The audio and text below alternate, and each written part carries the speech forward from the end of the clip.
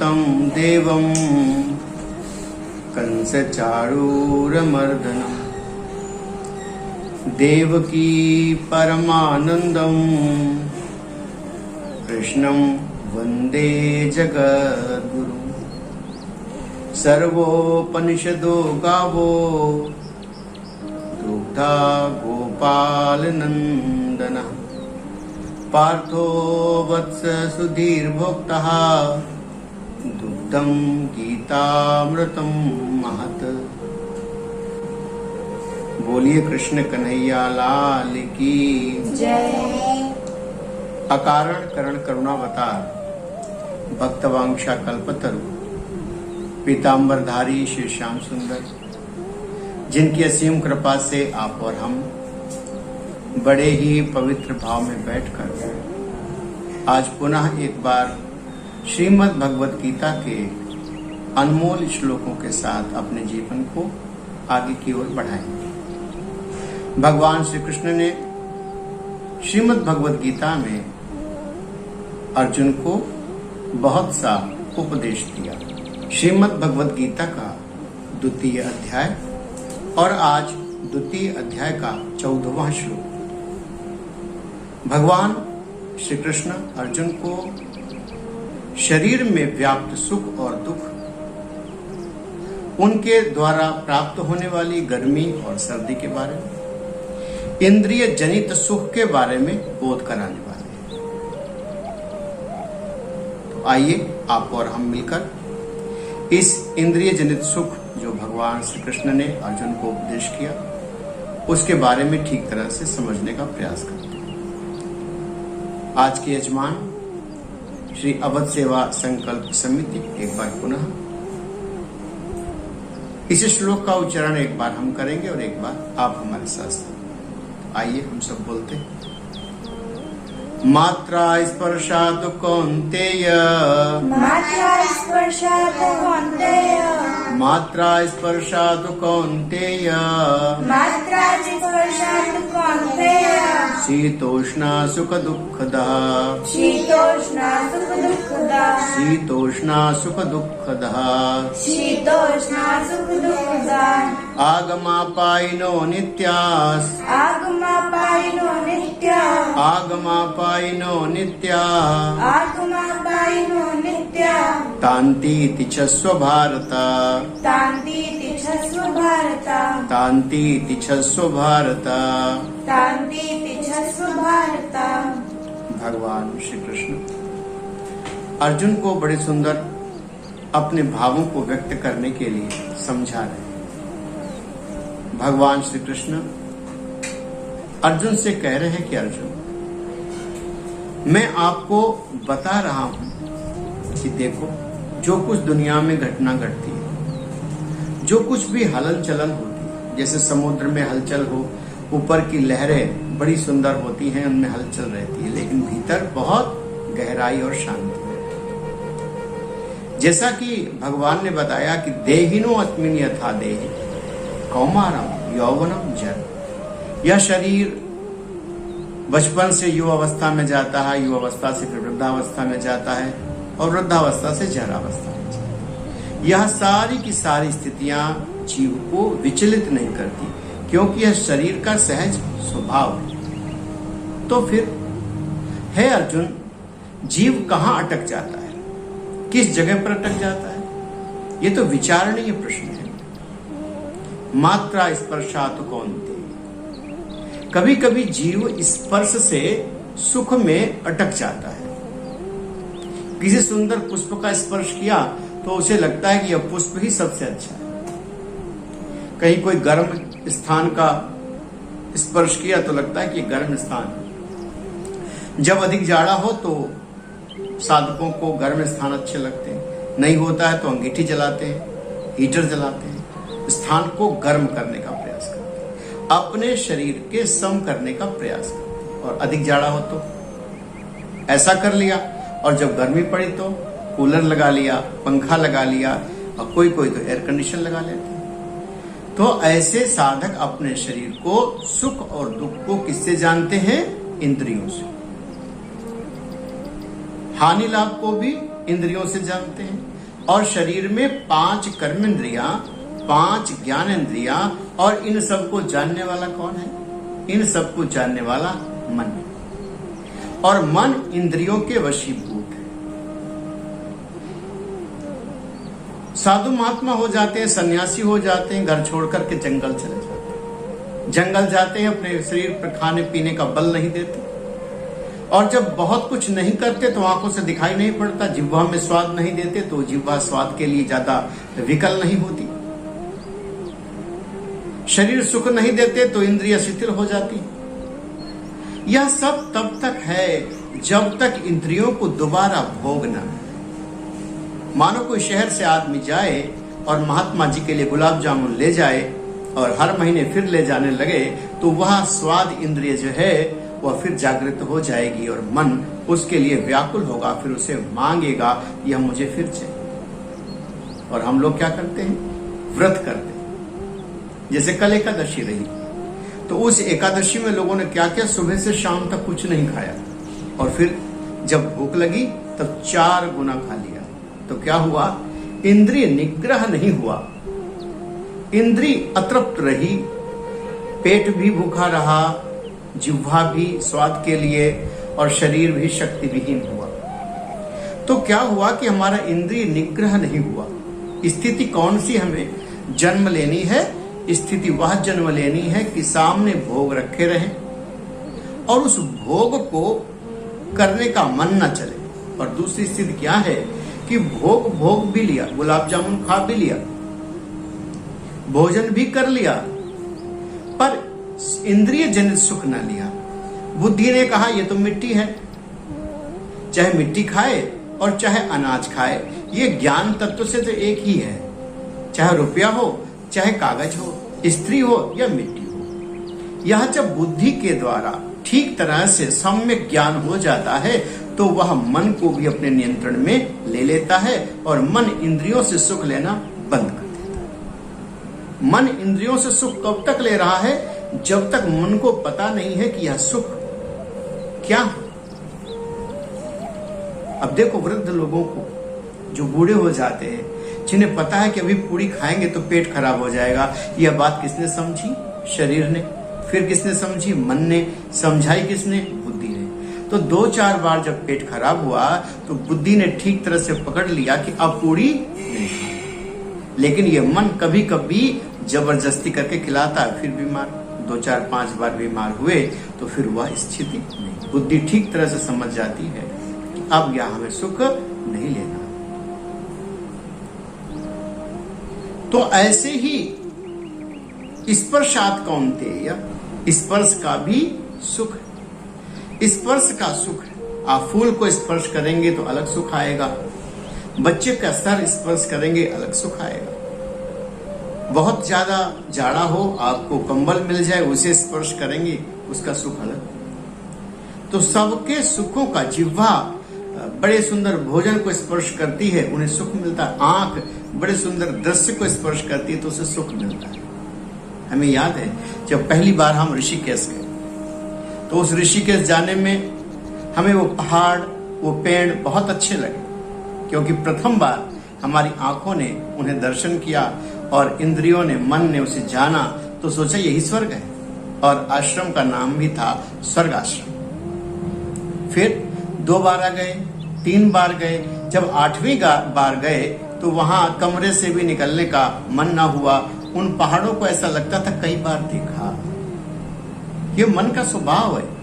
मन नई नई चीजों को जानना चाहता है, नई नई चीजों से मिलना चाहता है, नए नए चीजों का रस लेना चाहता है। ये इंद्रियों का स्वभाव नहीं है, ये मन का स्वभाव है। अगर इंद्रियों का स्वभाव होता तो आंख उसे बार बार देखती। आंख तो आज भी देख रही है, जिह्वा तो आज भी खा रही है, लेकिन क्या हुआ, जिस बैंगन को हम बड़े चाव से पहले खाया करते थे, एक दिन ऐसी अरुचि हो गई, जिह्वा वही, स्वाद वही, बस मन से हट गया, अब नहीं खाना। पहले कचौड़ी बहुत खाते थे लोग, समोसे बहुत खाते थे, एक दिन अरुचि हो गई, शरीर बिगड़ गया, स्वास्थ्य ठीक नहीं रहा, अब उसे देखकर उसकी महक ही अच्छी नहीं लगती। क्या हुआ? नाक वही है, जिह्वा भी वही है, आंखें भी वही है, अब देख करके ही उलझन होती कि नहीं अब नहीं खाना। क्यों? दो कारण। एक, जैसा कर्म करते रहेंगे इंद्रियों को वैसा अभ्यास पड़ जाएगा।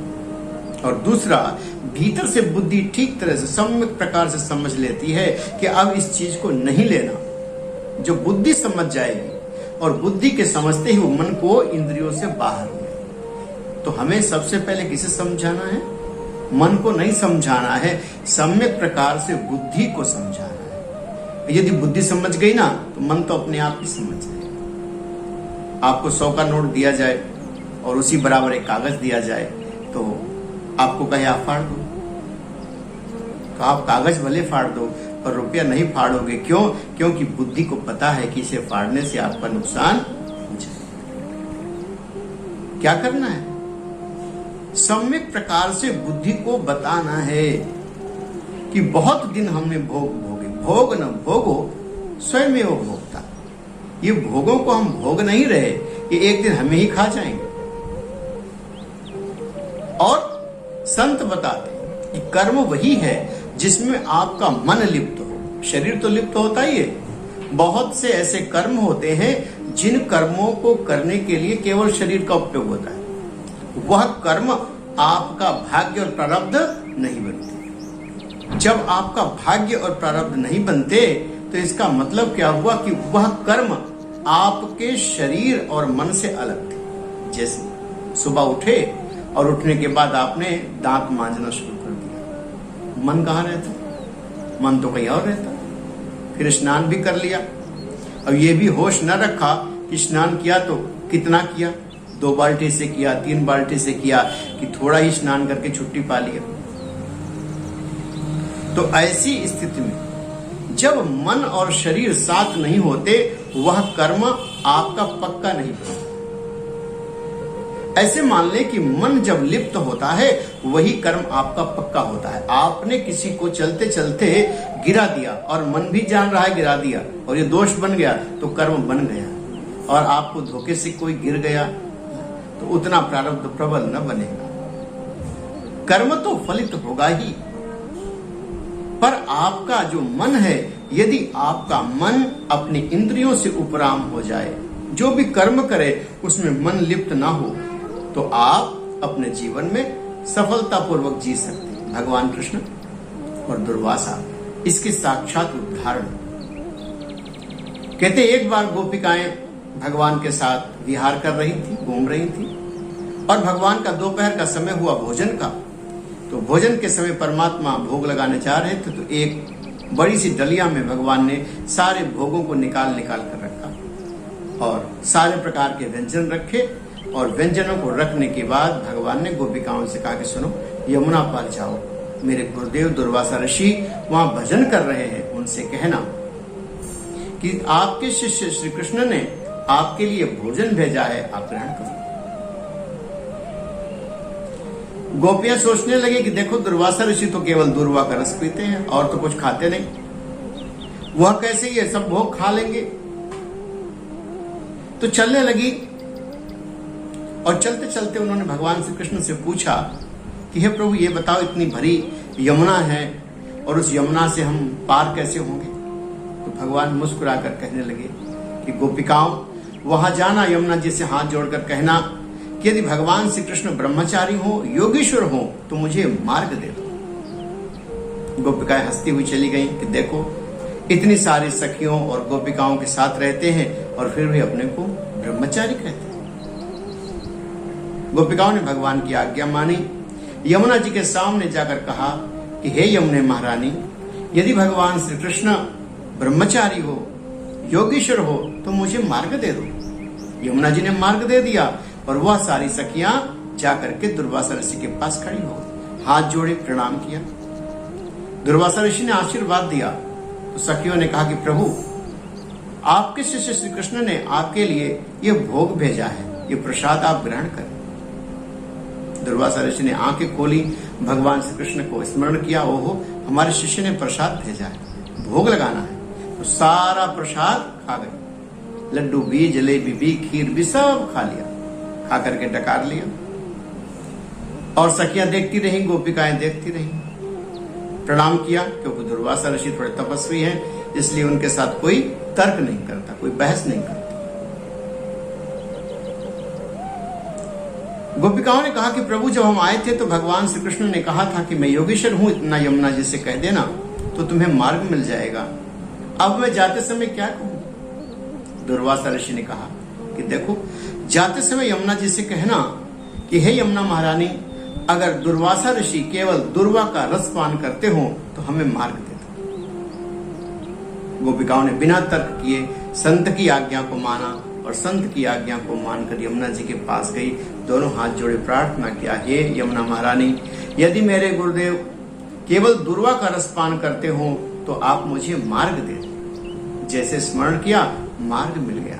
चली गई, जाकर के भगवान श्री कृष्ण के पास खड़ी। भगवान श्री कृष्ण से पूछा कि हे प्रभु, ये बताओ, ये कौन सा आश्चर्य है? इस आश्चर्य से हम लोग अनभिज्ञ हैं कि हे प्रभु, दुर्वासा ऋषि ने सारा प्रसाद खा लिया और कहा कि वो जो कुछ भी मैंने खाया वो सब दुर्वा का रस था, और आपने कह दिया कि मैं यदि योगीश्वर हूं, ब्रह्मचारी हूं तो मुझे मार्ग मिल जाए। ये कौन सा राज है? भगवान श्री कृष्ण कहने लगे कि देखो गोपी, जो अपनी इंद्रियों के भोगों को अपने मन के द्वारा रस नहीं लेता वह ब्रह्मचारी है। इंद्रिया कार्य करती हैं लेकिन मन उसका रस नहीं लेता, बुद्धि के द्वारा उनका निग्रह कर लेता है। अपनी इंद्रियों को जैसे कछुआ अपने सारे हाथ पैरों को सिकोड़ लेता है, इसी प्रकार जीव अपने सारे अंगों को सिकोड़ लेता है। बड़े सुंदर भाव से उन्होंने बताया। इसके बाद बोले कि यहां दुर्वासा ऋषि की बात बताओ। तो भगवान ने कहा कि दुर्वासा ऋषि ने जो कुछ भी खाया, जो कुछ भी पिया, उसका रस ही नहीं लिया। जिह्वा के द्वारा जो कुछ खाया गया, उन्होंने मन अपना उस परमपिता परमेश्वर में लगा दिया। इसलिए वो जो कुछ भी खाए उनका उसे स्वाद ही नहीं मालूम।